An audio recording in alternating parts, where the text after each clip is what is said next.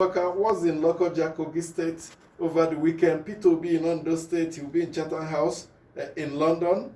After Bola Tinubu, APC's candidate, the first to visit Chatham House.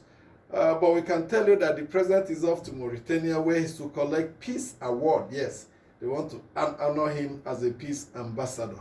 But political violence, which we have predicted, is rearing its head up. Ikenga Ogochinyere is the spokesperson of the Coalition of United Political Parties and a House of Representatives candidate for the PDP in Imo State. His house was attacked, property burnt, vehicles burnt, his uncle killed and all that.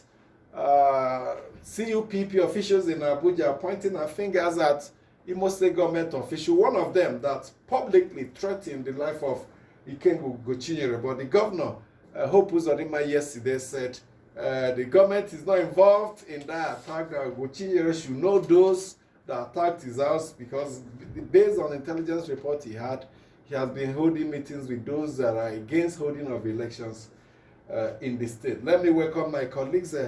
Bulo Semwagu is joined by Teve Tiaf. Gentlemen, welcome to the program. Good morning, Amici, and welcome to a brand new week. Let me start from the Armed Forces Remembrance Day, which happened to be my birthday.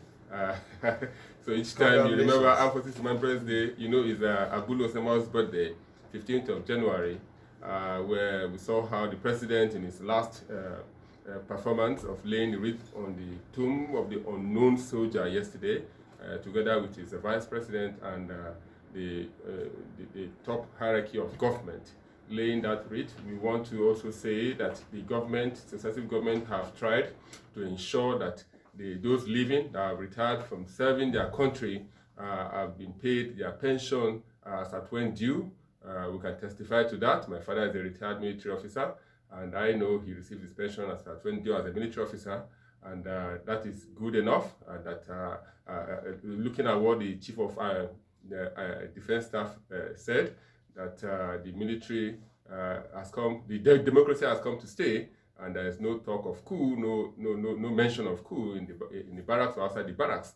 So such a gesture to ensure that their pensions are paid is a good one to keep them off politics. And also, Amici, we must say that while the pensioners in the military are paid, those in the police and those in paramilitary and others should also be paid because they've also served the country and retired. So their pension should not be owed them, whether federal, state, or local government level. The military has been doing enough, but their work, effort to ensure that Nigeria is secured to an extent that we have peaceful election is still under serious questioning. With the killing of a rebel father in Niger State, with the attack in Imo State, and pockets. They will call it, government officials will call it pocket of violence that we've decimated Boko Haram, we've chased away the bandits from the North Central, but what we have are pockets of violence. How big is a pocket? How deep is a pocket? This brings to light the issue of ability of the Nigerian security architecture to indeed guarantee safety, to enable INEC sending officials. We may be pretentious about it at TV, but we know there are several areas in Nigeria INEC officials will not dare step in, not to talk of even moving in materials. The security agencies, they know these areas we talk about. INEC itself knows that there are places they can't even think of going into. And that was tying it back to the statement made by the INEC chairman through a key INEC official about ensuring that indeed the atmosphere is enabling in terms of security for them to hold peaceful and credible elections. Michi, good morning to you. Good morning, listener. Our hearts definitely will go out to those we lost, especially the Reverend Father in Niger State. I've been trying to wrap my head around it. It's what it is. Very sad one.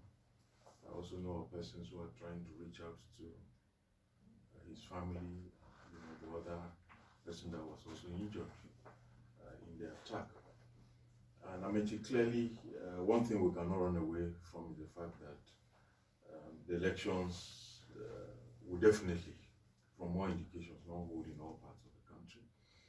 But whether those areas that it will not hold will be significant enough to affect the outcome is what the Electoral Act has also provided INEC to deal with. So we'll wait to see how these issues will be addressed. We know that in this country, we had a situation where by this time in 2015, very close to the elections, I think 24 hours or thereabouts, INEC came out to postpone the elections by a number of weeks for the security agencies to be able to address the situation. We have the capacity to do what should be done. It's just sad that we wait until the last minute.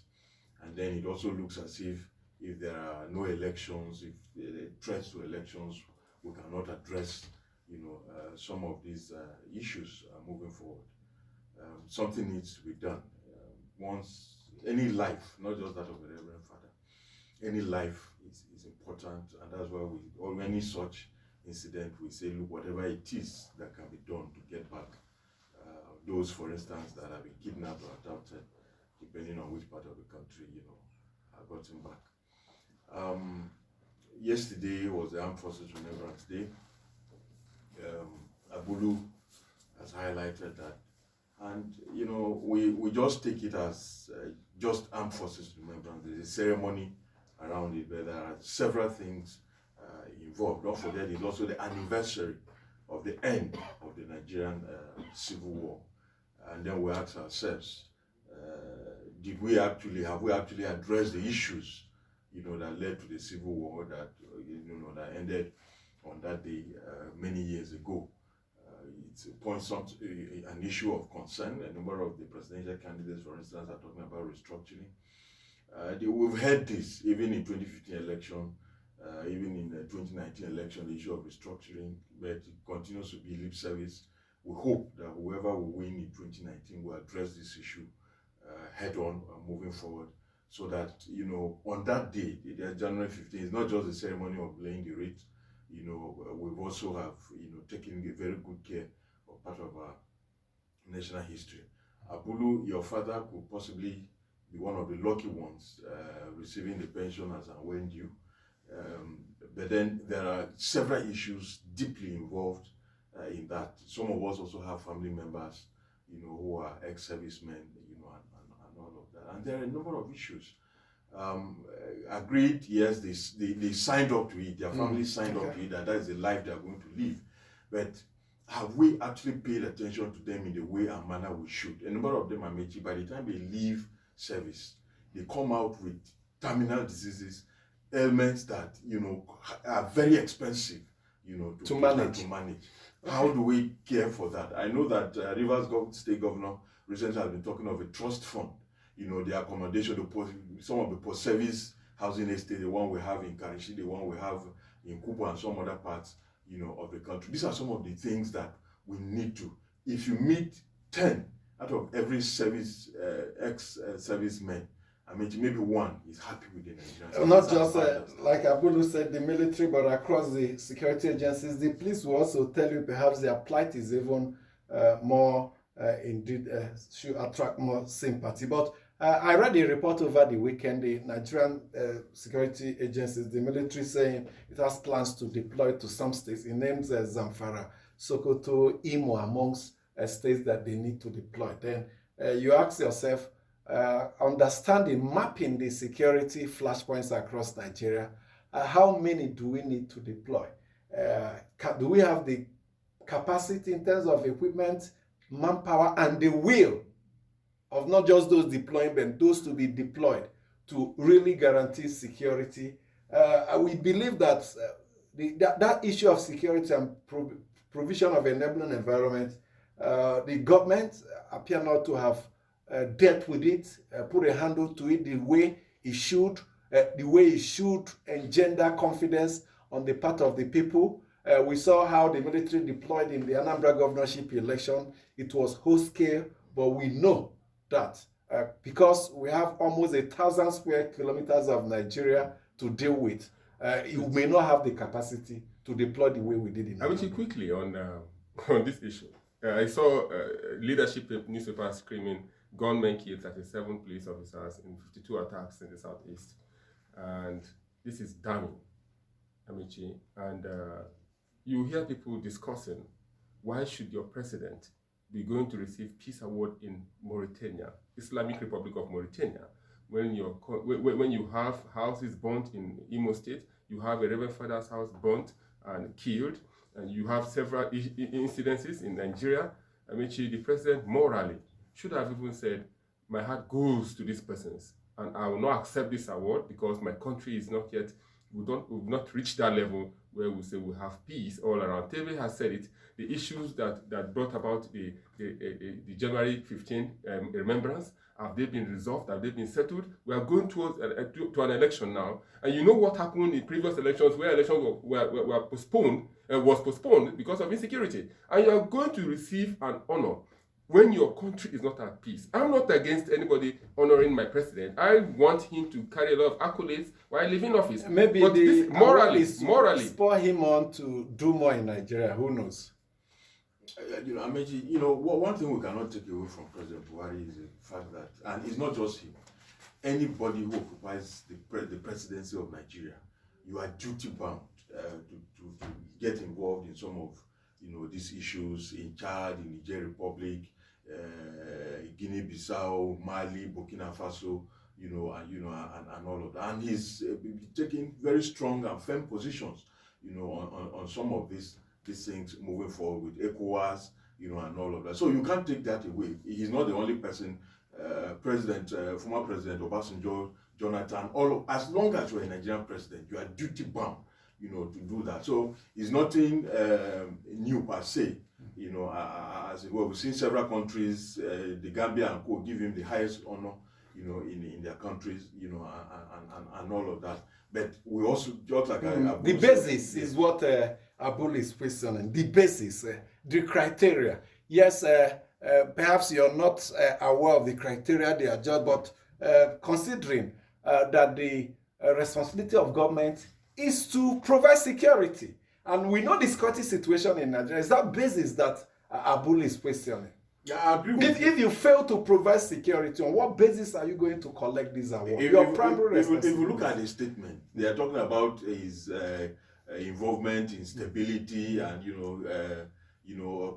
stopping unconstitutional change of government in West Africa. They are very clear on why. So it's not issue of security in Nigeria. In Nigeria, but that is it's stability in their own country. That's the president helping to stabilize their country. It's not left for Nigerians to either issue grant an award to their president on whether he has also stabilized. To also remind him that in as much as what's his name now, the governor of Rivers State will say yes, he has tackled Boko Haram and all of that. There are other security issues that need to be dealt with. That's governor of Borthday State. Governor of Rivers State. Yes, so we can say yes. He said that.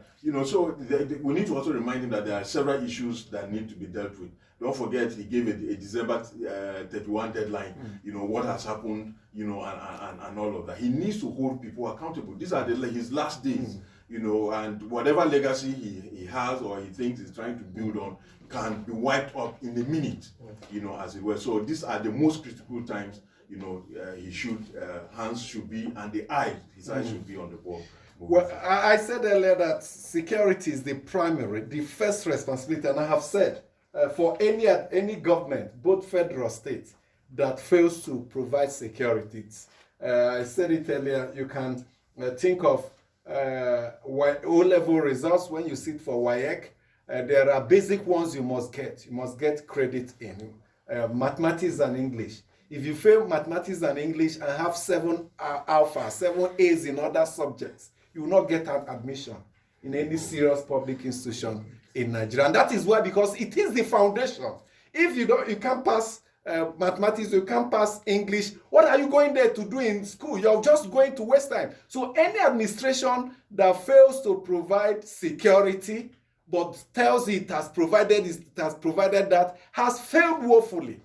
Based on that principle. Amici, some other day we'll revisit the issue of mathematics and English language as requirement. Some other day, not today. Okay. Okay, let's go. I thought Ehizoje was here before, but perhaps welcome him another. Just say hi to us, Ehizoje. Good morning, Amici. Good morning, Nigerians. The criteria, like you said, the president is doing a lot. There's security challenge everywhere in the world. So if the president is being honored somewhere, fine. But in Nigeria, we still have our issues and we must tackle them. Let's go for a break. When we come back, your mates, do stay with us.